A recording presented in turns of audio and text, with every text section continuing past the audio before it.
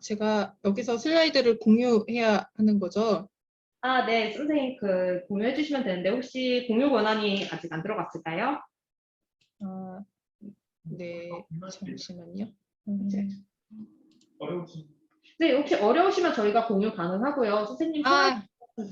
네, 예, 거기 중앙에서 공유해 주시면 예, 제가 시작해 보겠습니다.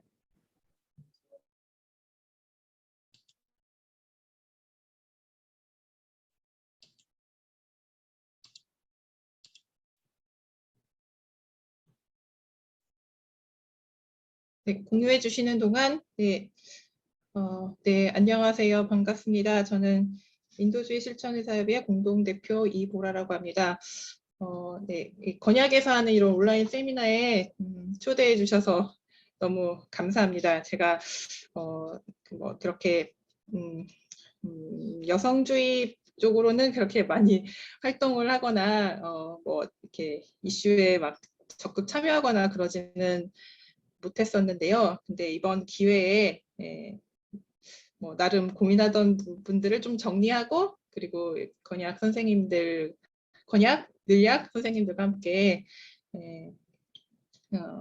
고민을 나눠보고 싶어서 네, 일단 한번 해보겠다고 이렇게 했습니다. 네, 슬라이드가 공유가 되는 것 같네요. 네, 다른 분들도 보이시죠? 네, 그래서 처음에 제목을 주셨는데, 네, 보건의료 페미니즘을 만나다 이렇게 주셔가지고 이제 사실 굉장히 이렇게 진지하게 고민해보고 뭔가 정리해보고 싶은 주제이긴 하지만 사실은 현실에서는 너무 거대한 이야기여가지고 거대한 이야기인데 이번 기회에 제가 현실에서 이제 일하고 있는 코로나 격리병동의 경험과 페미니즘의 연결 지점들을 좀 정리해서 한번 말씀을 드려보겠습니다. 다음 넘겨주실 수 있나요? 예. 그러니까 사실 저는 소위 페미니스트라는 그런 막 의식이 투철한 사람은 아닙니다. 오히려 페미니즘이라는 주제를 조금 어렵게 느끼는 사람입니다. 그건 왜냐하면 제가 그러니까 보건의료인으로서 어쨌든 의학을 공부한 사람으로서 페미니즘이라는 건 뭔가 사회학의 한 분야이고 어떤 사상적인 조류 중에 하나라는 그런 식으로 먼저 인식이 되어서 그런 것 같습니다. 그래서 막 페미니스트라고 하면은 대학 교수나 아니면 무슨 칼럼니스트 막 이해하기 어려운 어떤 막 강의를 하거나 막 글을 쓰거나 이런 사람들이 먼저 페미니스트라고 인식이 되는데 네, 저는 이제 이렇게 어렵게 얘기하면 잘 못 알아듣거든요. 저는 이제 단순화시키는 걸 좋아하기 때문에 단순하게 생각하는 걸 좋아하는 제가 이제 생각하는 페미니즘은 그냥 평등 사상이라고 생각을 합니다. 남녀 성별에 관계없이 인간은 모두 평등하다. 그러니까 좀 더 구체적으로 말한다면은 그동안의 세상은 가부장적인 규율이 막 압도하고 있는 세상이었는데 페미니즘은 그런 가부장제의 형식과 그다음 편견, 그런 규율을 인식하고 세상이 다 가부장제에 맞춰져서 다 뭔가 이미 다 편견을 가지고 있고 다 그렇게 정해져 있었구나라는 사실을 먼저 인식하고 그거를 바꾸자, 변화시키자라고 이야기하고 주변 사람들을 설득하는 행동을 하고 그리고 또 자기 삶과 주변부터 그렇게 실제로 바꾸는 어떤 행동, 실천을 하는 것. 그리고 이걸 넘어서서 우리가 바뀌면은 뭐가 더 나아질 수 있다. 이렇게 하면 이거 더 다른 대안을 제시할 수 있는 것. 이런 것들이 페미니즘이자 현실에서의 페미니스트가 할 수 있는 활동이 아닌가 생각을 합니다. 그래서 이제 보건의료인의 입장에서 페미니스트로 산다는 것은 현실에서는 어떻게 나타나야 할지 사실 저도 매일매일 고민을 하고 있는데요. 어떻게 일을 하고 어떻게 환자를 대하고 그리고 어떤 결정을 내릴 때 어떻게 해야 되는지 그런 고민들이 저도 사실 답이 없이 매일매일 하고 있는데 일단 제가 일하고 있는 현장과 좀 관련해서 좀 이야기를 해보겠습니다. 다음 넘겨주시면. 네. 제가 최근에 좀 개인적으로 직장을 옮기게 되었습니다. 원래는 녹색병원이라고 하는 이제 인권을 중시하고 노동자 투쟁에 적극 연대하고 사회적 취약계층들에 대한 지원을 하기 위해서 막 열심히 분투하는 그런 훌륭한 병원에서 일을 하고 있었는데 그 병원, 녹색병원의 단점이 있습니다. 2차 병원급의 민간 병원이어서 코로나 환자를 진료를 할 수가 없어요.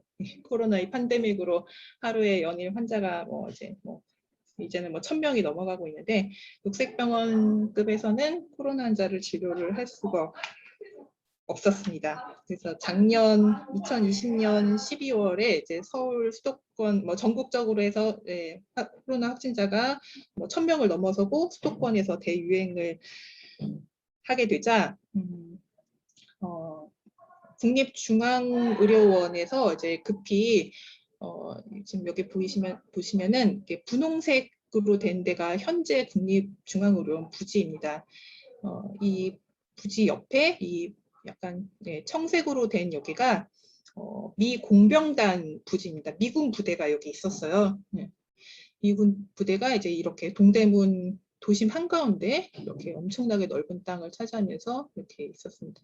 근데 이제 이 미군들이 다 평택으로 철수했잖아요. 서울에 있는 용산 기지도 철수했고 이제 여기 있는 미군들도 철수해서 여기가 이제 빈 땅이에요. 빈 땅이었어요. 빈 땅이었는데 이제 여기 남아 있는 이제 건물들의 일부를 급히 개조해서 코로나 병동으로 만드는데 공사야 뚝딱뚝딱 하면 되는데 이제 의사를 구할 수가 없었던 거죠. 그래서 이제 인이업으로 연락이 왔습니다. 여기다 그때 당시의 계획으로는 코로나 확진자 한 100명 정도를 수용할 수 있는 그런 임시 병동을 만드는데 이제 24시간 입원 환자를 볼 수 있는 의사들 한 대략 예상치로 한 15명에서 한 20명 정도 의사를 보내줄 수 있느냐, 파견해 줄 수 있느냐 이제 이렇게 연락이 와서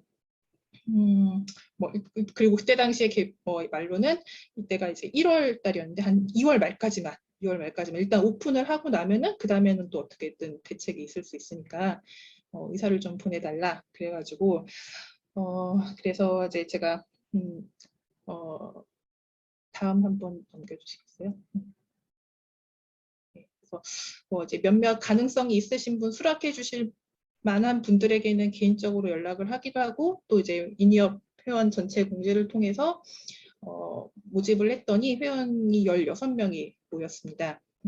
지금 이 사진은 이제 미군 부대여서 이제 미군 부대 같은 그런 느낌이시죠. 철문으로 된 정문이고 그다음에 이제 옆에 이제 급히 간판을 코비드 19 격리치료 병동 이제 간판을 이렇게 붙여놨는데 그래서 이제 여기서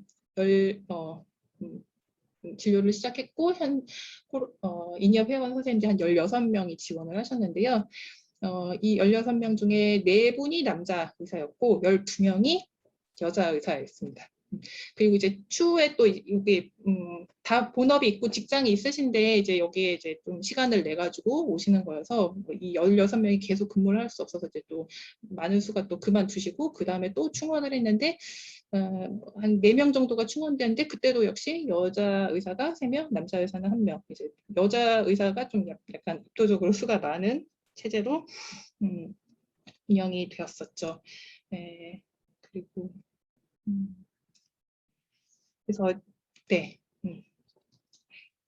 제가 지금 그래서 지금까지도 저는 계속 이 코로나 격리병동이 남아서 계속 일을 하고 있는데요. 현재는 공식적으로는 인이업의 진료는 종결이 되었습니다. 6월 말부로, 그러니까 1월 셋째 주 오픈했을 때 이때부터 6월 말까지가 이제 인이업 회원 선생님들, 이제 초기에 16명, 그 이후에 충원된 4명, 그래서 공식적인 인이업 회원 선생님들이 참여해서 코로나 환자 진료를 했던 거는 6월 말로 종료가 되었고, 지금 현재 저는 이제 그냥 아예 국립의료원 소속으로 옮겼습니다.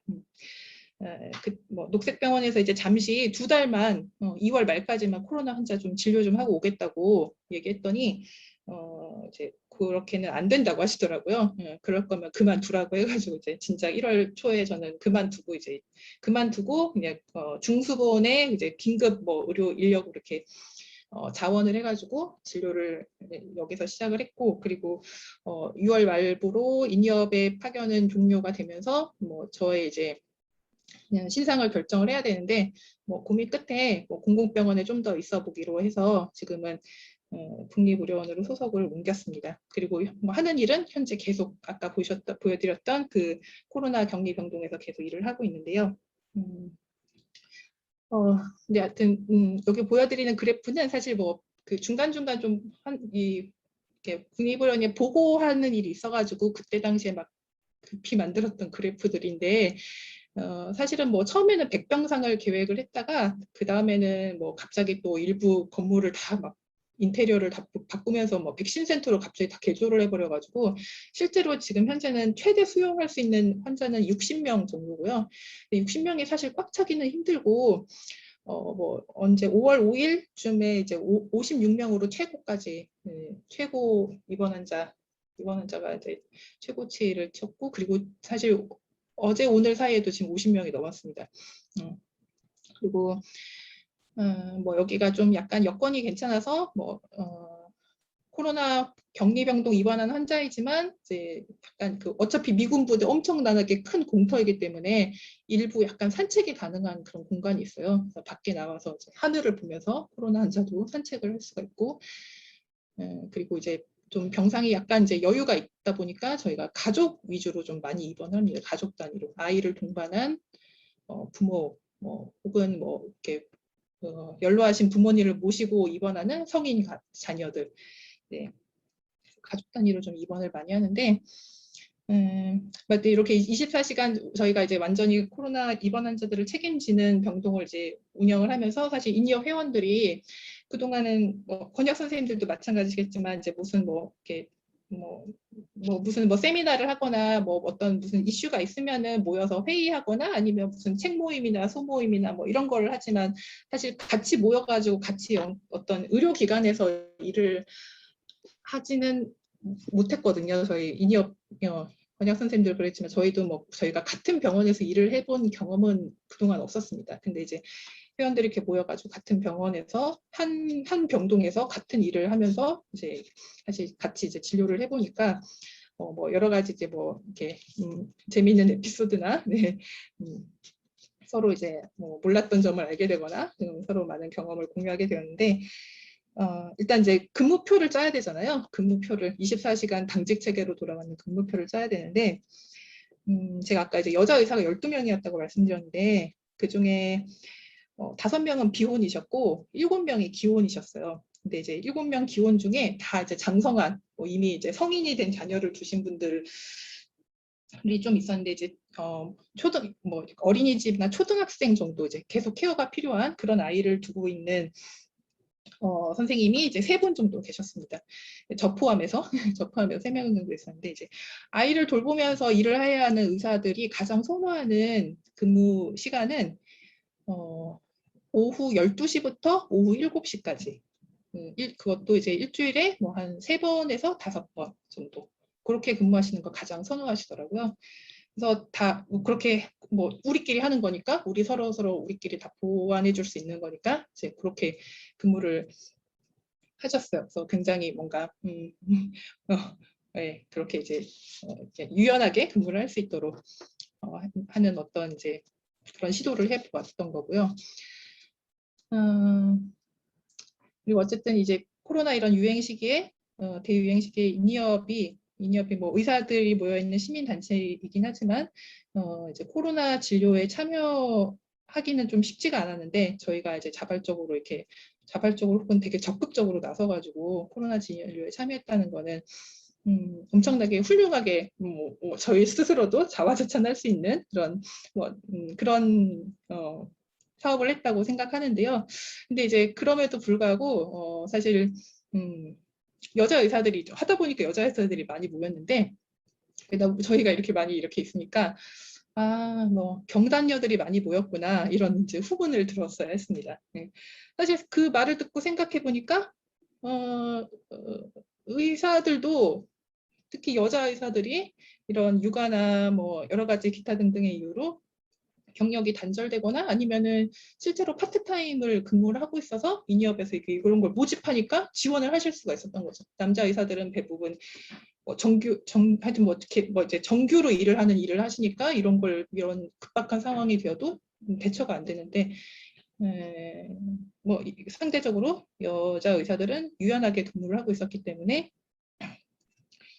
이 진료에 많이 참여를 할 수가 있었습니다.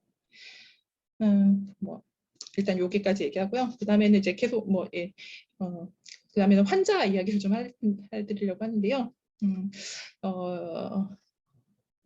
저희가 1월 셋째 주부터 진료를 시작해서 지금 현재까지 대략 한 750명 정도의 환자를 여기서 진료를 했습니다. 그리고 그 중에 이제 지금 제가 여기 표에 보시면 1세 미만인 아이들이 이때 당시에는 5월 첫째 주 제가 통계 낼 때 이때 당시만 했을 때는 이제 한 명이었는데 사실 그 이후로 1세 미만 돌이 안 된 아이들도 꽤 몇 명 왔거든요. 그 이후로도 현재는 한 3, 4명 정도 될 것 같고 뭐 보시면 그러니까 소위 소아청소년과로 분류되는 아이들이 그래도 대략 한 20명 이때 5월 첫째 주만 하더라도 한 20명 정도 됐고 지금은 훨씬 지금은 이때의 2배 이상은 될 것 같아요. 한 40명에서 50명 정도 750명 전체 환자 수가 750명으로 추정이 그렇게 이제 대략 그렇게 집계가 되는데 한 50명 정도는 소아였던 것 같습니다. 소아청소년과 대상의 환자들.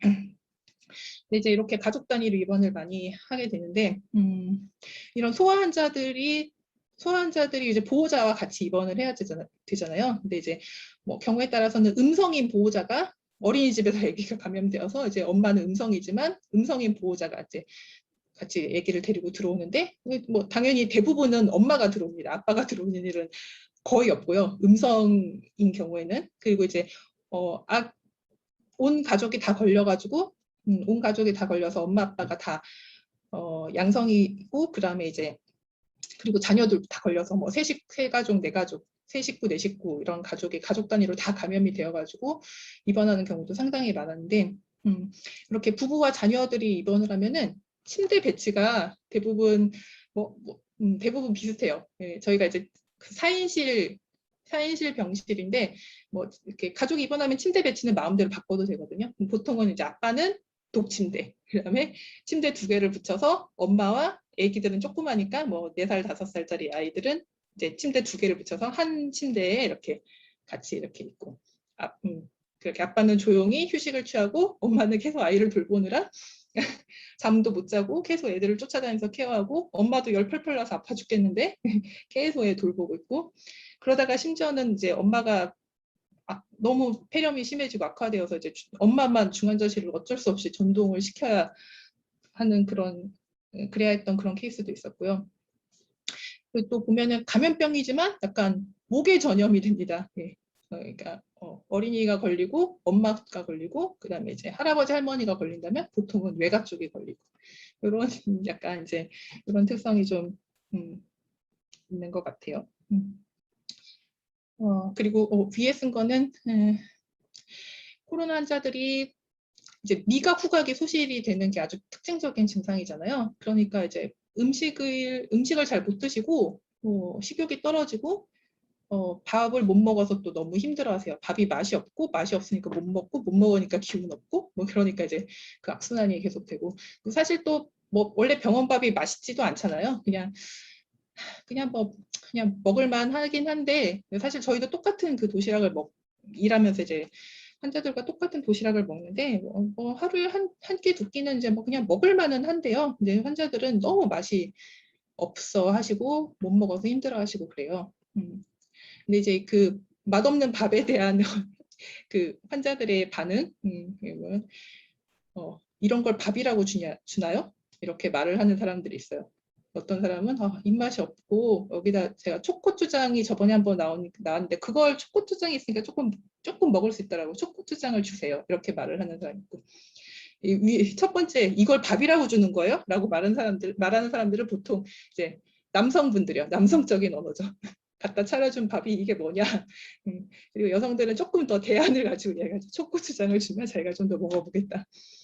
그러니까 대부분 간호사들도 여자 간호사고 또 어떻게 하다 보니 의사들도 다 여자 의사가 많고 이러다 보니까 남자 환자들이 이제 의료진을 대할 때 좀 되게 고압적이고 권위적이고 그런 이제 이런 사소한 말투 이런 거에 저희 상처받고 나와서 막 이렇게 서로 같이 이야기하고 이제 식사에 대한 불만을 표현하는 방법도 남성이 훨씬 더 거칠게 표현을 하는 것 같아요. 뭐 사실 뭐 일반적인 병원에서도 다 이제 비슷한 이야기인데 뭐 이런 느낀 점 한번 정리해봤고요. 네, 다음 넘겨주시면. 네, 뭐 제가 이야기를 많이 준비하진 않았습니다. 그냥 약간의 그냥 소의 느낌 정도여서요. 코로나로 인해서 일자리가 줄어들고 뭐 자영업자들은 정말 뭐 도산하고 그다음에 저소득층, 사회적 취약계층들에게는 고립, 고통 이런 것들이 더 가중된다고 하는데 또 성별의 관점에서 보면 여성에게 더 고통과 책임이 전가되고 뭐 그렇게 하는 게 당연시되고 심지어는 또 폄하되기도 합니다. 여성 의사들이 많이 지원했더니 경단이어서 그렇지. 예, 그리고 여성 혐오, 예, 미소진이 있죠. 그리고 아무리 코로나19로 사회적 거리두기하고 사회를 뭐 일시 정지하자고 하지만 이 돌봄의 문제는 결코 중단을 할 수가 없잖아요. 네, 다음 넘겨주세요.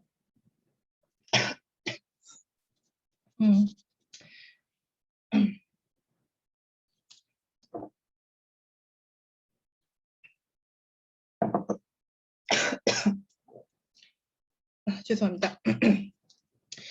네, 예, 코로나 시대 여성들, 그러니까 여성들은 현재로서는 대체로 불안정한 일자리를 선호할 수밖에 없는 것 같아요. 불안정한 일자리를 선택하도록 강요받기도 하고, 뭔가 이제 가정과 이렇게 뭔가 책임지는 게 여러 가지 멀티플레이를 해야 되니까 이제 불안정한 일자리를 선호할 수밖에 없는 것 같아요. 근데 그나마 그래도 여자 의사들은 뭐 이렇게 그나마 여자 의사들이 이렇게 평소에 불안정한 일자리를 하고 있었으니까 코로나 시기에 호출에 딱 응하면서 뭔가 또 이제 자기 역할을 찾을 수 있었는데 이런 전문직이 아닌 여성들은 이제 코로나 시기에 해고가 되는 거죠. 그리고 이제 코로나를 이렇게 닥쳐 보니까 뭐 돌봄의 사회화가 많이 되었다고는 하지만 결국 어린이집, 뭐 학교 그리고 방과 후의 어떤 케어 이런 거는 다 아직도 다 돌봄은 다 여성화. 여성 돌봄은 현재도 돌봄은 여성화되어 있다라는 게 더 드러나는 것 같습니다. 네, 다음. 네, 보건의료가 페미니즘과 만나서 뭘 할 수 있을까?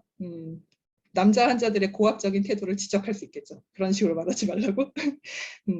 그리고 가족을 돌보고 가족을 돌보는데 엄마 아빠가 같이 책임지시라. 왜 이렇게 하느냐? 엄마가 이렇게 더 안 좋아지지 않느냐? 예, 그런 걸 좀 조언해 줄 수 있겠죠. 그리고 왜 일부 어떤 남자들의 경우에는 자기는 아무것도 안 하고 뭔가 옆에서 여자가 또 다 케어해 주기를 바라는 그런 조금 약간 연세가 있으신 분들 중심으로 조금 더 그렇겠지만 다 케어 받기를 원하는 그런 분들에게는 스스로 병식이 있고 스스로 약을 자기 스스로 조절할 수 있고 자기 스스로 이게 약을 챙겨 드셔야지 왜 그렇게 남에게 다 의존을 하느냐 이런 것들을 뭐 좀 조언해주고 교육시키고 가부장제에 완전 틀에 박혀 있는 사람들에게 좀 뭔가 이렇게 어떤 편견을 고정관념을 깨주는 역할. 그리고 필요하면은 저희 이제 코로나 병동에서 이제 너무 문제가 많은 경우에는 아예 가족을 분리시키기도 하거든요. 물론 이제 중증으로 환자가 좀 진행되어서 그런 거긴 하지만 어떤 뭐 보건의료인이 환자들에 대해서 좀 약간 그런 권위를 부릴 수 있는 것 같아요. 그리고 잘 몰랐지만 그동안 잘 몰랐는데 우리가 여자 의사들이 서로 불안정한 일자리를 선호할 수밖에 없었구나. 서로의 그런 이야기를 좀 확인할 수 있었던 서로 이번 기회에 만나고 이야기를 나누면서 서로 비슷한 처지에서 서로 그렇게 비슷한 고민과 어려움을 가지고 살고 있었구나 이런 걸 좀 확인할 수 있는 그런 기회가 됐기도 했던 것 같고요. 모르겠습니다. 저희 뭐 거대한 그런 대안을 말씀드리기는 힘든 것 같은데 우리가 환자와 대면하는 우리의 진료실, 병실, 약국이 페미니스트의 방이 되도록 하는 게 우리가 할 수 있는 작은 실천이 아닌가 생각을 합니다. 보건의료인의 전문성을 페미니즘의 무기로 활용하면서 아까 앞에서 김세롬 선생님이 말씀하신 것처럼 보건의료인이 우리의 전문 지식을 가지고 외국의 사례를 더 많이 소개하고 환자들에게도 더 적극적으로 알리고 시민사회단체와 더 적극적으로 연대하고 정보를 제공하고 우리 현실에 맞게 대안을 마련하는데 적극적으로 참여하고 그런 역할을 우리가 많이 해야 할 것 같고 그다음에 또 생각해보면 보건의료인이라는 사람들은 사람의 건강을 위해서 모든 사람의 건강을 위해서 공부하고 노력하고 고민하는 사람들이잖아요.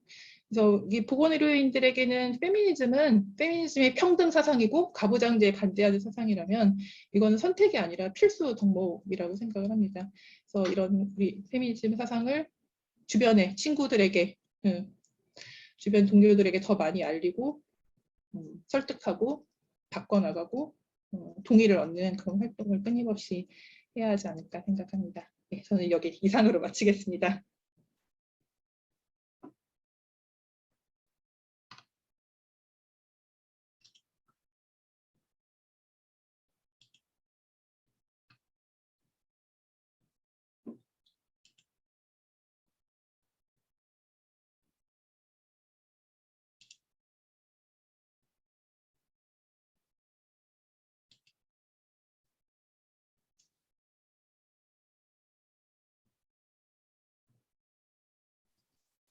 네, 말씀 잘 들었습니다. 특히 뭐 현장에서 성차별 이야기 많이 들 수 있었고, 그다음에 어떻게 보면 지금 당장 일어나는 이야기들이잖아요. 코로나19 병동에서의 이야기면. 그래서 그 현장 이야기 좀 잘 들었고, 그다음에 좀 인상적이었던 거는 좀 경력 단절 있으신 선생님들 위주로, 결국 그러니까 생물학적 여성 선생님들이 이제 그 더 지원을 하기에 지금 쉬운 상황이었다. 그거를 통해서 경력 단절이 있기는 있구나. 이게 전문직도 영예외는 아니구나. 저한테는 좀 그런 생각도 들었고, 그다음에 또 돌봄의 여성화도 좀 많이 인상적이었던 것 같아요. 특히 이게 간호사 선생님도 그렇고, 뿐만 아니라 지금 이제 환자들 사이에서 이제 환자 어떻게 보면 더 어린 이제 자녀들한테 제공하는 돌봄에도 거기에 돌봄의 여성화가 있는 거 좀 인상적이었습니다. 그래서 이제 페미니즘은 이제 평등선상이니까 현장에서 필수다 이 말 좀 마음에 많이 가지고 가고 싶어요. 그래서 혹시 좀 질문 있으신 분들이나 아니면 조금 더 듣고 싶으세요? 네. 저 질문 있으신 분들이나 아니면 조금 더 듣고 싶은 이야기 있다 하시면 조금 뭐 지금 손들기 기능이 있는데 손들기 기능으로 이야기해 주시면 감사할 것 같아요.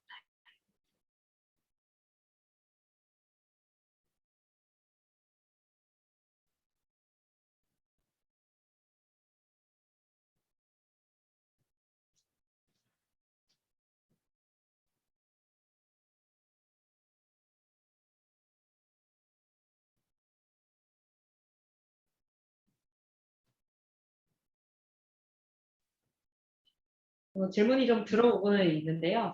한 10초 정도만 조금 더 기다려보고 제가 좀 정리해서 질문 드릴게요.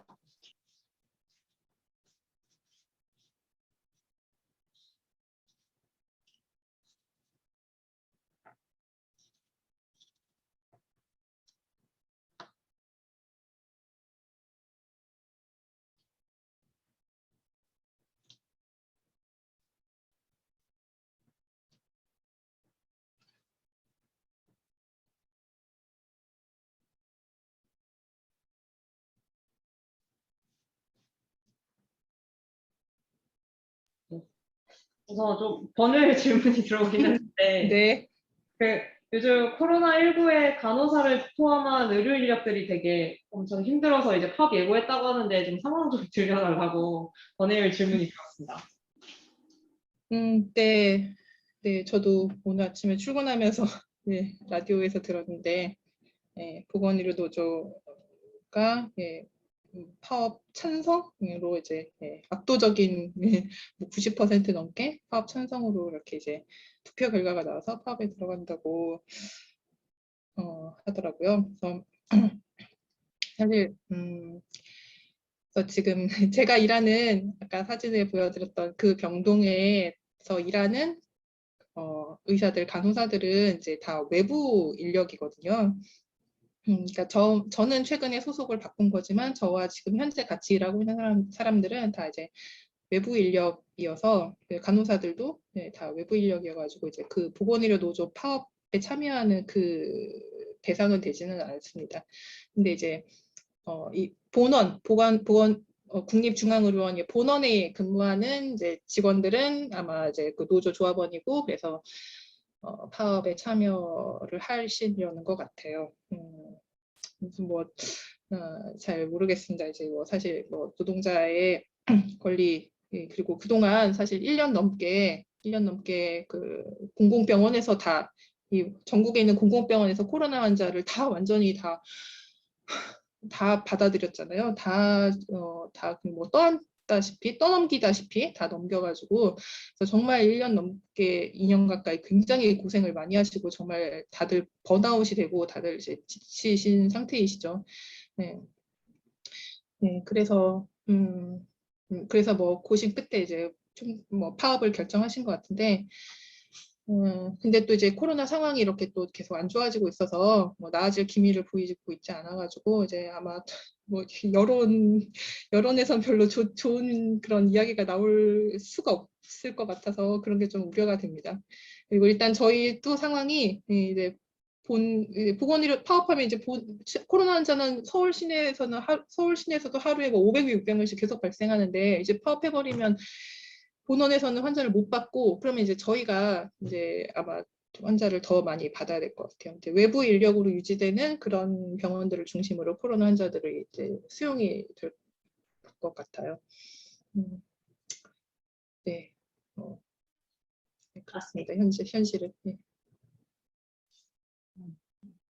촉촉산중인 것 같네요. 이야기를 들어보면. 그다음에 또 다른 질문이 들어왔는데요. 그 채팅방 통해서 들어왔는데 진료 네. 과정에서 남자 환자와 힘든 사례에 대해서 좀 어떻게 대응하시는지에 대해서 질문이 하나 들어왔습니다.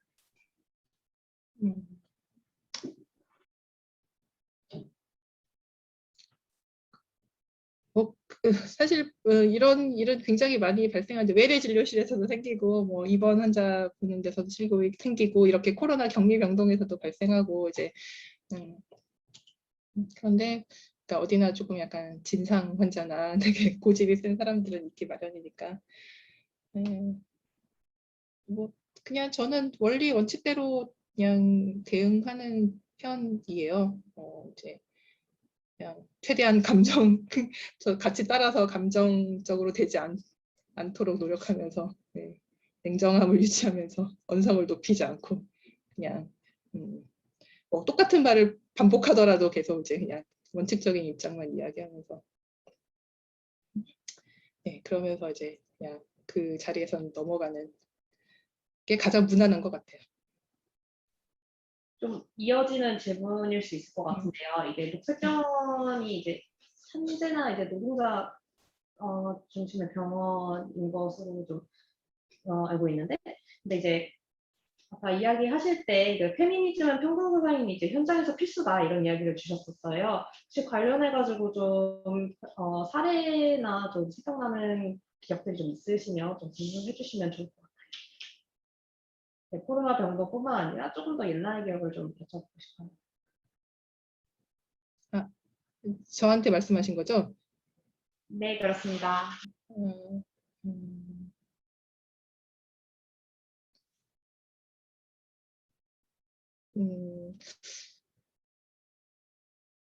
글쎄 되게 지역적인 사례이긴 한데 이제 일부 이제 내과 환자들 같은 경우에는 본인이 당뇨, 고혈압 이런 이제 만성 질환이 있는데 자기가 약을 안 챙겨 먹는 사람이 있어요. 부인이 밥도 차려주고 약도 갖다 바치고 그러면 이제 갖다 바치는 약만 먹고 자기가 뭘 언제 어떻게 먹는지 전혀 관심이 없는 그런 사람들. 그런 사람들한테는 이제 뭐 이렇게 외래에서 오면 사실 뭐 알 수가 없긴 하지만 이제 얘기를 해보면 뭐 왜 이걸 이렇게 당 조절이 왜 이렇게 안 되세요? 그러면 아 부인이 밥을 잘 안 해줘가 이렇게 뭐 예, 그렇게 관리를 안 해줘서 그렇다 이제 이렇게 얘기하면 이제 그런 사람들은 바로 이제 훈계가 들어가죠. 본인이 조절하셔야지 그거를 왜 남에게 이야기하느냐. 자기가 먹는 약 자기가 챙겨 먹어야지. 뭐 그런 뭐 지역적인 그 사례가 일단 생각이 나네요.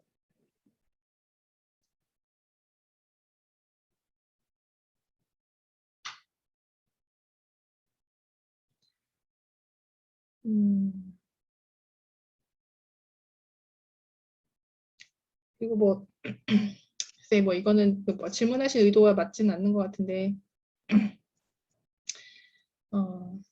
뭐 약간 이제 한국 사람들의 문화는 아니고 이제 약간 일부 이제 외국인들 중에 되게 좀 이렇게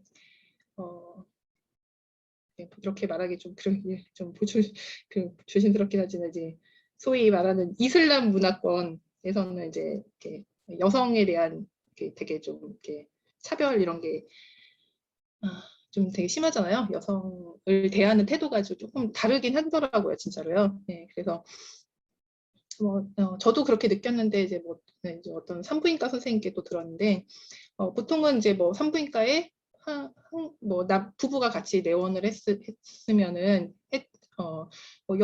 이제 이렇게 진료를 하기 위해서 이제 여자분이 이제 뭐 내진을 하기 위해서 이제 옆으로 이렇게 처치실로 이렇게 옮겨가면은 보통 한국 남자들은 그냥 밖에 이렇게 대기하고 있는데 이제 이슬람 계열 외국 분들은 이제 거기까지 쫓아 들어오는 거예요. 쫓아 들어와서 이제 뭘 하는지를 계속 이렇게 쳐다보는.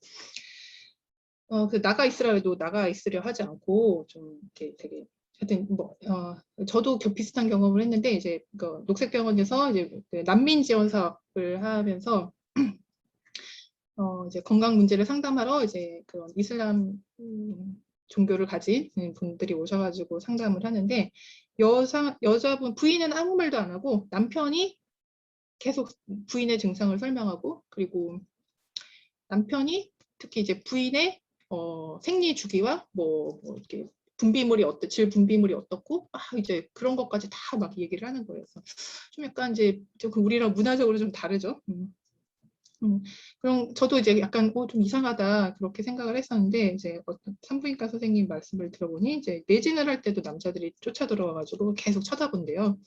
그러면서 이제 그들이 생각하는 것은 이제 여성을 완전히 소유물로 여기고 여성이 뭐가 잘못됐는지를 이제 그래서 더 잘 알고 있는 거죠. 내가 가진 핸드폰이 고장났어요 설명하듯이 내 부인이 여기가 이렇게 안 좋아요. 고쳐주세요.